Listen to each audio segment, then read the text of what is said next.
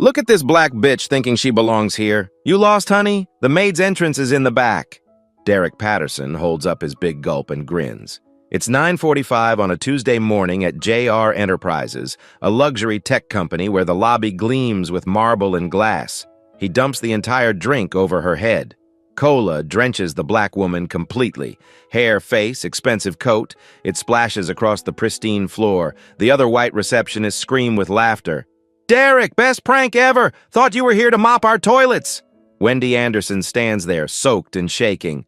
"I need to speak with management." Derek wipes tears from laughing. "Lady, you don't even belong in this building." 10 minutes from now, the company owner walks through that door. He sees what they've done, and he says 3 words that make their world collapse. "Look at this black bitch thinking she belongs here. You lost, honey? The maid's entrance is in the back." Derek Patterson holds up his big gulp and grins. It's 9:45 on a Tuesday morning at JR Enterprises, a luxury tech company where the lobby gleams with marble and glass. He dumps the entire drink over her head. Cola drenches the black woman completely. Hair, face, expensive coat. It splashes across the pristine floor. The other white receptionists scream with laughter. "Derek, best prank ever! Thought you were here to mop our toilets!" Wendy Anderson stands there, soaked and shaking. "I need to speak with management." Derek wipes tears from laughing. "Lady, you don't even belong in this building." 10 minutes from now, the company owner walks through that door. He sees what they've done, and he says 3 words that make their world collapse. Wendy takes a breath, forces herself to stay calm even though cola is dripping down her neck, soaking through her silk blouse. The coat alone cost $2,000, but that's not what hurts. What hurts is the laughter. The way these 3 young white people are looking at her like she's entertainment. "I'd like to file a complaint," she says. Her voice is steady, professional. "What just happened was assault."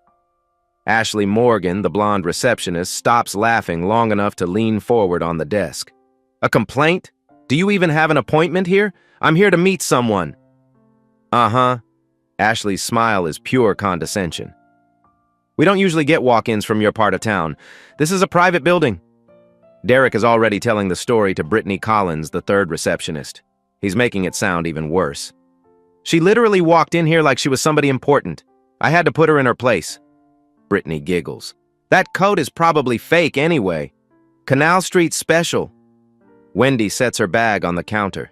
The movement is deliberate, controlled. If she loses her temper now, they'll call security. They'll say she was aggressive, threatening, everything they already assume about her. But as she sets the bag down, something catches the light. A keychain, engraved metal that reads, JR Enterprises, Executive Access. None of them notice. "Look," Ashley says, her voice taking on that fake sweet tone that makes everything worse. "I don't know what you think is going to happen here, but our managers are busy. Maybe you should just go home. Change clothes. Come back when you have actual business." 2 more employees walk through the lobby. Brad Mitchell, a white guy in his 30s wearing a polo shirt. Jennifer Thompson, an Asian woman carrying a coffee. They both stop. They see Wendy standing there, drenched in soda, facing 3 smirking receptionists. Brad catches Derek's eye. Derek mouths, "Crazy lady." Brad smirks and keeps walking. Jennifer hesitates just for a second. She sees the stain spreading across the marble, the way Wendy is trembling. Then she looks away and heads to the elevator. Nobody helps. The lobby is filling up now. It's almost 10 o'clock. More employees arriving for work, and Derek Patterson is loving every second of his audience. "You guys won't believe what just happened," he announces loudly. "This woman came in here acting like she owned the place." 8 people are in the lobby now. 9, 10. They're all looking. Wendy can feel every single pair of eyes on her ruined coat, her hair plastered to her head with sticky soda. She looks exactly how Derek wants her to look, humiliated, out of place. "I need to speak with Jonathan Reed," she says, louder this time. The lobby goes quiet for exactly 2 seconds. Then Derek starts laughing, really laughing, the kind where you have to bend over. "Jonathan Reed? You want to talk to Jonathan Reed?" Ashley is laughing too. "Oh my God, she's serious." "Lady," Derek says, wiping his eyes, "Mr. Reed is the CEO, the owner. He doesn't take meetings with random people who walk in off the street." "I'm not random. I need to speak with him." About what? Your little accident? Derek makes air quotes around the word accident. Because I already apologized. It was an accident. You saw it, right, guys? The other employees nod. Of course they saw it. They saw exactly what Derek wants them to have seen. Brittany leans on the desk. What company are you from, anyway? I'm not from a company. So you just walked into a tech company lobby looking to talk to the CEO? Ashley's voice is dripping with disbelief. That's not how this works. Wendy's hands are shaking harder now. She pulls out her phone, tries to make a call. It goes straight to voicemail. Honey, I'm in the lobby, she says quietly. Something happened. Call me back. Derek makes a show of looking shocked. Honey? Who's she calling honey? Brad, who's been watching from near the elevator, calls out, probably her pimp. The lobby erupts. Actual howling laughter. Jennifer Thompson is still standing there. She's not laughing. Her face shows something else. Discomfort. Maybe guilt. But she doesn't say anything. Wendy ends the call, puts the phone away. She's trying so hard to maintain her dignity, but it's slipping through her fingers like water. I'd like to use your restroom, she says, to clean up. Ashley shakes her head slowly, like she's talking to a child. Restrooms are for employees and scheduled guests only. There's a McDonald's 2 blocks down. That's when something shifts in Wendy's expression. That's when the professional mask cracks just a little bit. You're denying me access to a bathroom? I'm telling you our policy. I was just assaulted in your lobby. I'm covered in soda, and you won't let me wash my hands? Ma'am? Ashley says, her voice taking on an edge. You're starting to sound aggressive. Brad steps closer. He's got his phone out now, too. You guys seeing this? Wendy looks around. Everyone has their phones out. They're all recording. She's going to be on TikTok by lunch. The angry black woman who came into a tech company and made a scene. That's the story they're already writing. Look at her shaking, Derek says. She's probably going to start screaming in a second. I'm not screaming, Wendy says, but her voice is louder now. She can't help it. I'm asking for basic human decency. Basic human decency? You came in here without an appointment, demanded to see our CEO, and now you're having a meltdown because we can't accommodate you? This is what they do. Wendy knows this. She's read about it, lived it. They push and push until you react, and then your reaction becomes the story. Not what they did, what you did.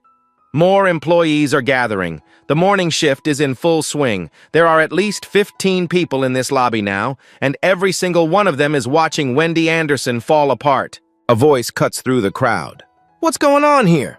Connor Hayes, senior supervisor, white guy in his 40s wearing a button-down shirt and a company lanyard. He has the kind of authority that makes everyone straighten up a little. Derek jumps right in. Connor, thank God. This woman has been harassing us for the past 20 minutes. Harassing you? Ashley nods eagerly. She came in making demands, wouldn't leave when we asked her to, and now she's getting hostile. Connor looks at Wendy, takes in the soda stain, the wet hair, then looks back at Derek and Ashley like he's already decided who to believe.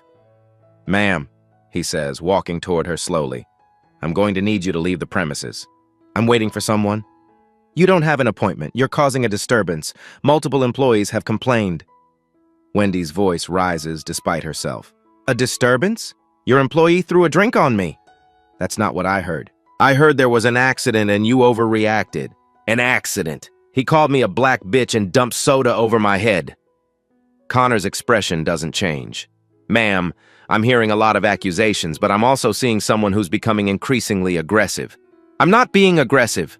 You're raising your voice. You're making staff members uncomfortable.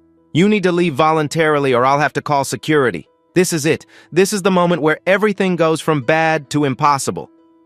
Derek sees his chance. She was taking pictures of us earlier, on her phone, without our permission. It's a complete lie. I saw it too, Ashley adds immediately. Brittany nods. Yeah, she was definitely recording us. Connor's hand moves to his radio. Ma'am, if you've been recording employees without consent, that's a serious violation. I didn't record anyone. Then you won't mind if security checks your phone. Wendy's breath is coming faster now. She's trapped. If she refuses, she looks guilty. If she complies, she's submitting to a search based on lies. I want to speak with Jonathan Reed, she says again. It's the only card she has left. I'm married to the owner of this company. My name is Wendy Anderson. The lobby goes completely silent. Then Derek loses it. He's laughing so hard he has to hold on to the desk. Oh my God, she's delusional. Married to Mr. Reed? Ashley looks at Brittany. Is she serious right now? Connor's expression hardens. Ma'am, making false claims like this is not helping your case. It's not a false claim. Jonathan Reed is married, Ashley says. She pulls up something on her computer. I've seen the pictures. His wife is a supermodel. She's been in Forbes, Vogue. She definitely doesn't look like you. The cruelty in that last sentence lands like a slap. Brad calls out from the crowd. Someone call the police. She might be trying to commit fraud or something. Good idea, Connor says. He nods at Ashley. Call them. Ashley picks up the phone. Wendy's voice breaks. Please, just wait. He'll be here any minute. Lady, Derek says. This isn't a fairy tale. Prince Charming isn't coming to save you. The employees are taking more pictures now, more videos. Wendy can see the TikTok captions already. Crazy woman pretends to be CEO's wife. Karen has a meltdown at tech company. Black woman tries to scam her way into building. She closes her eyes, takes a breath. She's been humiliated before. She's faced racism before. But this? Being called a liar when she's telling the truth? Being threatened with arrest in her husband's own building? This is a new level. Please, she whispers. Just 5 more minutes. Nobody's listening. 2 security guards push through the crowd. Tyler Brooks, a black man in his 30s wearing the company uniform. Diane Foster, a white woman with short hair and a no-nonsense expression. Connor immediately starts briefing them. His version of events is clean, simple, exactly what the guards need to hear to make this go away quickly. Unstable individual. Walked in without an appointment, assaulted a staff member, making false claims about being connected to the CEO, refused to leave when asked, possibly attempting identity theft or corporate espionage. Every single part of that is either a lie or a distortion, but it's what's in the report now. Tyler approaches Wendy. His voice is professional, but not unkind. Ma'am, I need to see some identification. Wendy's hands are shaking so badly she can barely get her wallet out. She hands over her driver's license. Tyler reads it. Wendy Anderson. Something flickers across his face. Recognition? Doubt? It's there for just a second. He looks at her more carefully.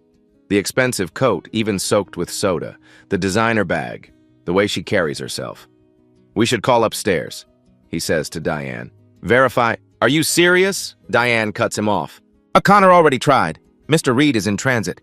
His assistant said no interruptions. This is another lie. Connor never called anyone, but Tyler doesn't know that. He hesitates, looks at his radio, looks back at Wendy. Ma'am, Diane says, stepping forward, you need to come with us. We're escorting you off the property. I'm not going anywhere, Wendy says. Her voice is quieter now, defeated. You're making a terrible mistake. That's what they all say, Derek mutters loud enough for everyone to hear. Brad is definitely recording now. He's narrating under his breath like it's a nature documentary. And here we see the corporate Karen in her natural habitat, about to get escorted out by security. People are actually laughing. Jennifer Thompson is still in the lobby. She's been standing near the elevator this whole time, watching everything unfold. She takes a step forward. Wait. Everyone looks at her. I just think, Jennifer says carefully, maybe we should double check. She seems really certain and... Ashley cuts her off immediately. Oh my God, Jennifer, don't be naive. Look at her. Does she look like someone Mr. Reed would marry? The words hang in the air. The implication is crystal clear. Someone who looks like Wendy doesn't belong with someone like Jonathan Reed. Jennifer's face goes red. I didn't mean, I just think... You think too much, Brad says. Stay out of it. Jennifer shrinks back. She tried. For about 10 seconds she tried, but the social cost was too high. Her co-workers were turning on her. Better to be silent than to be associated with the problem. Wendy sees it happen, sees the one person who might have helped her decide it's not worth it. Tyler sees it too, and it makes his own silence feel heavier. Studies show this is exactly how discrimination thrives in workplace environments. It's not the overt racists who do the most damage.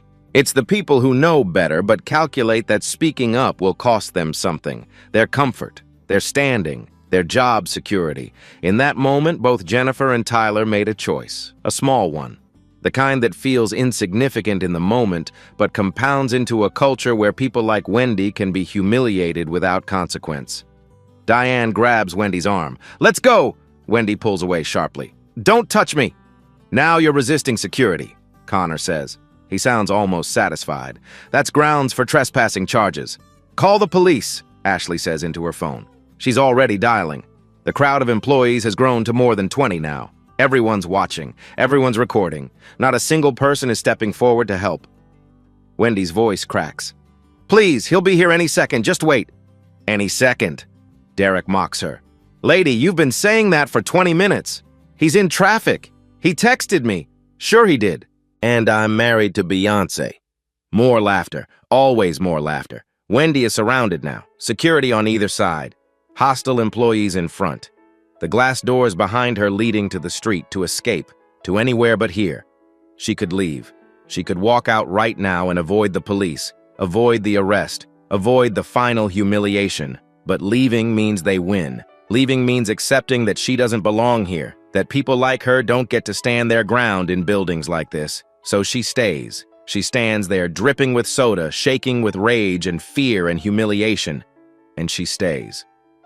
Tyler is looking at his radio again. He's got that expression people get when they know something is wrong but can't quite articulate what.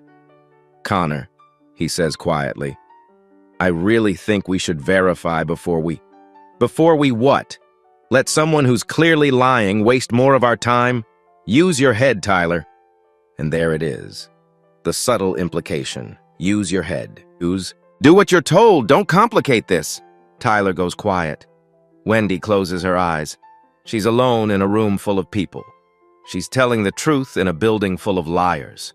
She's powerful in a space that only recognizes one kind of power. And that power is about to walk through the door. But she doesn't know if she can hold on long enough. Diane's radio crackles. "Security, this is front gate. Mr. Reed's vehicle just pulled into the executive lot." Time slows down. Wendy's eyes open. Connor frowns. He wasn't supposed to be in until 11. "Traffic must have been better than expected," the voice on the radio says. Derek and Ashley exchange a glance. They're not worried. Why would they be? This woman isn't actually married to their boss. That's insane. That's impossible. But Tyler notices something. He sees Wendy's expression change. The defeat disappearing. Something else taking its place. Hope. Through the glass doors, a black luxury SUV parks in the spot marked Reserved J. Reed. The driver's side door opens. Italian leather shoes hit the pavement. Wendy straightens her spine. "You might want to step back," she says quietly. Nobody listens. The glass doors swing open. Jonathan Reed walks in, checking his phone. Casual Tuesday morning energy. 38 years old, white, wearing a suit that costs more than some people's cars. He's got the easy confidence of someone who built a tech company from nothing and turned it into an empire. He looks up from his phone, sees the crowd in his lobby, sees 20 employees standing around like they're watching a show. His expression shifts from casual to confused. Then he sees her. His wife. Standing in the center of his lobby, covered in soda, surrounded by security guards, shaking. The confusion becomes something else, something cold and dangerous. What the hell is going on here? Every single employee straightens up. That's what Jonathan Reed's voice does. It commands a room without trying. Connor immediately shifts gears. His voice goes from authoritative to obsequious in half a second. "Mr. Reed, sir, we have a situation with a trespasser who was..." Jonathan's not listening to Connor. He's looking at Wendy, really looking, taking in every detail, the wet hair, the ruined coat, the way her hands are trembling. His voice drops to something quiet, deadly calm. "That's my wife." The lobby goes silent, not the kind of silence where people are waiting to speak, the kind where everyone forgets how to breathe. Derek's face drains of all color. His mouth opens, but nothing comes out. Ashley's hands freeze on the reception desk. Brad's phone drops to his side. Connor just stands there trying to process what he just heard. Jonathan crosses the lobby in 5 long strides. His hands go to Wendy's shoulders, gentle but certain. "Are you okay? What happened?" Wendy's composure finally breaks. Her voice comes out shaky but clear. "I came to surprise you for our lunch meeting. I was assaulted, mocked, Denied basic human respect. They were about to have me arrested. Jonathan's jaw clenches so tight you can see the muscle jump. He turns slowly to face the crowd. "Someone," he says very quietly. "Explain. Now." Connor stumbles over his words. "Sir, there was a misunderstanding." "A misunderstanding? My wife is covered in soda. She's surrounded by security. Someone called the police on her. In my building." He pulls out his phone, dials without looking. "Cancel that police call immediately." Then he hits another number on speed dial. "Get me HR, legal, and my entire executive team in the main conference room. 5 minutes, non-negotiable. I don't care what they're doing." He turns to Derek, looks at him like he's seeing something disgusting. "You name." Derek can barely speak. Derek Patterson, sir. Derek Patterson, you threw a drink on a woman in my lobby? It was an accident, Mr. Reed, I swear. Don't lie to me. I can pull security footage in 30 seconds. Ashley tries to jump in. Her voice is desperate now. "Mr. Reed, she never identified herself. She didn't tell us who she was." Jonathan rounds on her so fast she actually flinches. "She shouldn't have to identify herself. She's a human being who walked into a building. That should be enough." His voice is rising now. Not yelling. Worse. The kind of controlled anger that's more terrifying than screaming. "She came to meet me, her husband, for lunch. And instead of being treated with basic courtesy, she was humiliated, degraded, threatened with arrest. By my own employees, in my own building." Brad tries to melt into the crowd. Too late. "You," Jonathan says, pointing at him. "You made a joke about pimps. I heard you." Brad's face goes white. "Sir, I didn't—" "Security footage, remember? We record everything." Jennifer Thompson is crying now, quietly. She's realizing she could have stopped this, should have stopped this. Jonathan sees her. "You started to speak up." Jennifer nods, tears streaming. "I should have done more." "Yes, you should have." He doesn't say it cruelly, just factually. "But you tried. That matters." Then he addresses the entire lobby, every single person. "What you just participated in is exactly what discrimination looks like. Some of you laughed, some of you recorded, some of you stayed silent when you knew something was wrong." He looks at Tyler. "You had doubts." Tyler nods slowly. "I thought we should verify first."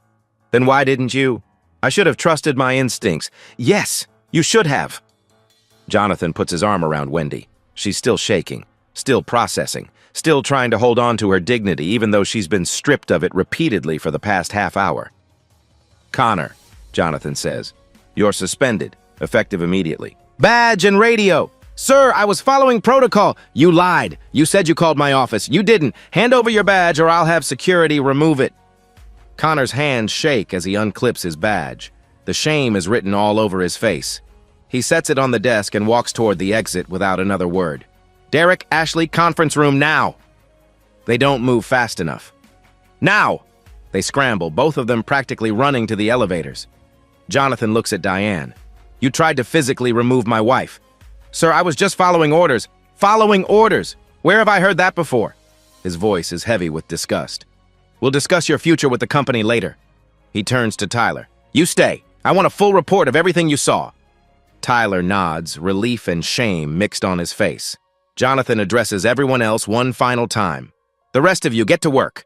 But understand this. Today was a teaching moment. Today you learned what happens when good people stay silent, when bias goes unchecked, when power gets abused." He pauses, makes eye contact with several people in the crowd. "Some of you failed a basic human decency test this morning.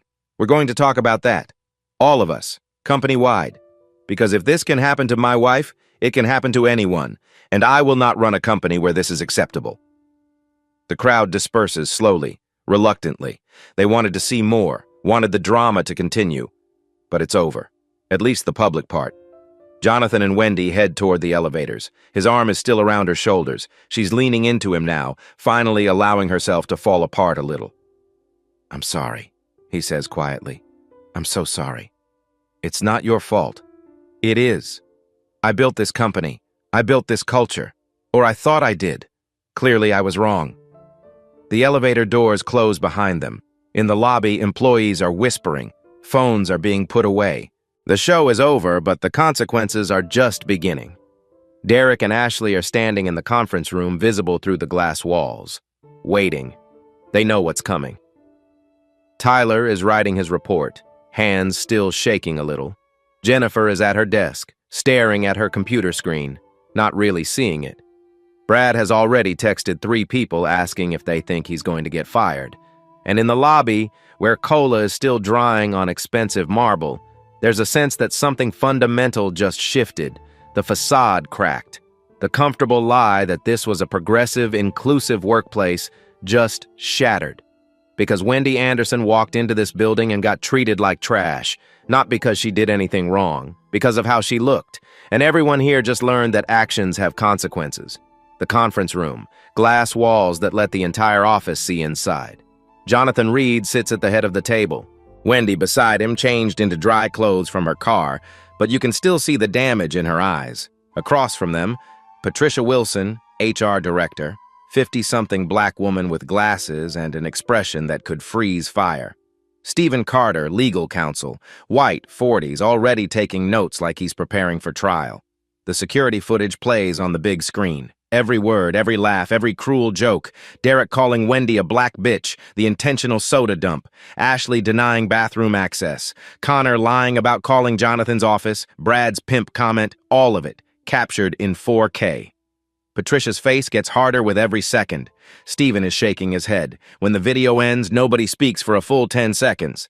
"This is textbook hostile work environment," Stephen finally says. "We're looking at potential assault charges, defamation, civil rights violations. If she wanted to sue, she'd win." "I don't want to sue," Wendy says quietly. "I want this to never happen to anyone else." Patricia nods slowly. "Then we're talking about serious systemic changes, not just firing a couple of people." "Fire them anyway," Jonathan says flatly. "Oh, we're absolutely firing them. I'm talking about what comes after." There's a knock on the door. Derek and Ashley are brought in separately. Derek first. He tries to smile, tries to use charm.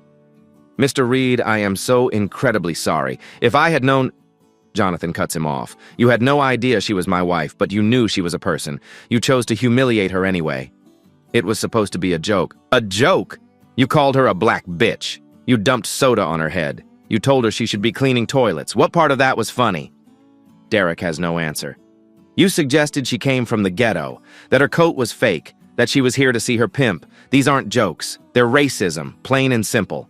"I'm not racist." "Your actions say otherwise." Jonathan leans forward. "You're fired. Effective immediately. Security will escort you out. You have 30 minutes to clear your desk." Derek's face crumples.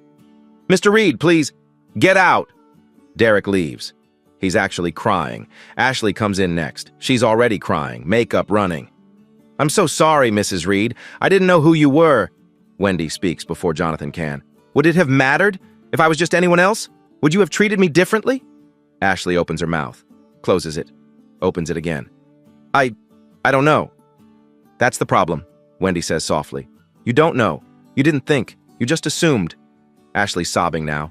"I'm so sorry. I was wrong. I know I was wrong." "You denied me access to a bathroom," Wendy continues. "You called the police on me. You told your co-workers I was aggressive when I was the one who'd been assaulted. You lied multiple times." "I know. I'm so sorry." Patricia speaks up. "Ashley Morgan, you're terminated effective immediately. Same terms as Derek, 30 minutes. Ashley leaves, crying harder. When she's gone, Jonathan stands, paces. He's not done, not even close. "Schedule an all-hands meeting," he tells Patricia. "Everyone, no exceptions. I want every single employee on this call in 30 minutes. "Company-wide?" Stephen asks. "Company-wide." 30 minutes later, 234 employees are logged into a video call. Everyone from the lobby is there. Everyone who saw what happened. Everyone who didn't see but heard about it. Jonathan's face fills the main screen. He doesn't look angry anymore. He looks disappointed, which is somehow worse. Today, my wife experienced racism in our lobby. The call is dead silent. Let me be very clear about something. This isn't about her being my wife. This is about a black woman being treated as subhuman in a space where we claim to value inclusion and diversity. He plays an edited version of the security footage. 3 minutes of the worst moments. Gasps echo through the call. People who weren't there are seeing it for the first time. Derek Patterson and Ashley Morgan have been terminated. Connor Hayes is suspended pending further review. A message pops into the chat. Good, another. They deserved it. Jonathan continues. But this goes deeper than 3 people. How many of you were in that lobby this morning? 12 hands raise on camera. How many of you said something? Actually intervened? 1 hand. Jennifer Thompson. 1 person out of 12. That's our real problem. He lets that sink in. This isn't about political correctness. This isn't about being woke. This is about basic human decency, about seeing someone in distress and choosing to help instead of pulling out your phone to record. Patricia takes over. We're implementing mandatory anti-bias training, and I don't mean a 2-hour PowerPoint you sleep through. I mean real intensive training, with accountability, with testing, with consequences if you don't take it seriously. Stephen adds, we're also creating an anonymous reporting system, independent review board, third-party investigators. If you see discrimination, you report it. If you experience it, you report it, and it will be taken seriously. Jonathan speaks again. I built this company on 3 principles: innovation, integrity, inclusion. Today we failed on 2 out of 3. We showed no integrity, we showed no inclusion. That ends now. He pauses, looks directly at the camera. I'm not interested in perfection. I'm interested in accountability. We failed today. I failed because I built a culture where this could happen, where my own employees felt comfortable enough to treat someone this way in our lobby. Someone in the chat asks, what about people who stayed silent? Good question, Jonathan says. To everyone who watched and did nothing, here's what happens now. You get 1 chance. 1. You attend the training. You examine your own biases. You do better. Because next time, silence won't be an option. The meeting ends. The call disconnects. In the conference room, it's just Jonathan, Wendy, Patricia, and Stephen again. Will this actually change anything? Wendy asks quietly. Patricia looks at her seriously. That depends on whether we follow through. Training alone never works. It's training plus consequences plus culture shift plus leadership commitment. Then we follow through, Jonathan says. Whatever it takes. Stephen closes his laptop. I'll draw up the new policies, independent review board charter, reporting system framework. We'll have it ready in 48 hours. They're not done, not even close. But it's a start, 3 months later. The JR Enterprises lobby looks different, not in obvious ways. The marble is still pristine, the glass still gleams, but something fundamental has shifted. There's a new installation on the main wall, large letters, innovation, integrity, inclusion. Below it, smaller. We don't just say it, we live it. The reception desk has new faces. Training materials are visible. A QR code on the desk links to the anonymous reporting system. It's not just performative, it's structural. Jennifer Thompson walks through the lobby carrying her coffee. She's wearing a lanyard that says D&I Committee. She's not just on the committee, she leads it. It was Jonathan's idea. Take the person who tried to speak up and give her the power to actually make changes. She's taken it seriously. Monthly audits, staff surveys, regular town halls where people can voice concerns without fear of retaliation. Tyler Brooks is here too, head of security now. He's training new guards on bias awareness, teaching them the same lesson he learned the hard way. When something feels wrong, trust that instinct. We don't just follow orders, he tells the new recruits. We think, we verify, we protect everyone, not just the people we think belong here. Patricia Wilson's HR department has expanded. 2 new team members hired specifically for inclusion work. They're not checking boxes, they're changing systems. The anonymous tip line has been used 47 times in 3 months. Not all serious. Some petty grievances. But 3 legitimate cases of discrimination caught early and addressed before they escalated. That's the point. Catch it early. Address it. Don't let it fester. But what about Derek and Ashley? Derek Patterson lost his job. Had trouble finding a new one. His name is attached to that video now. It went viral, just like he feared, but not in the way he wanted. His social media went dark for weeks. Then, 6 weeks after getting fired, he posted something. A real apology. Not the, I'm sorry if you were offended kind. The, I was wrong and I'm working to understand why kind. He's in community workshops now. Racial justice training. Not because anyone forced him, because he's starting to understand what he did. Redemption isn't guaranteed. He doesn't deserve forgiveness just because he's learning. But he's learning. That matters. Ashley Morgan followed a similar path. Fired, blacklisted, 6 weeks of silence. Then a LinkedIn message to Wendy. Private, not public virtue signaling. I don't expect forgiveness. I don't expect you to respond. I'm in therapy. I'm examining why I behaved that way.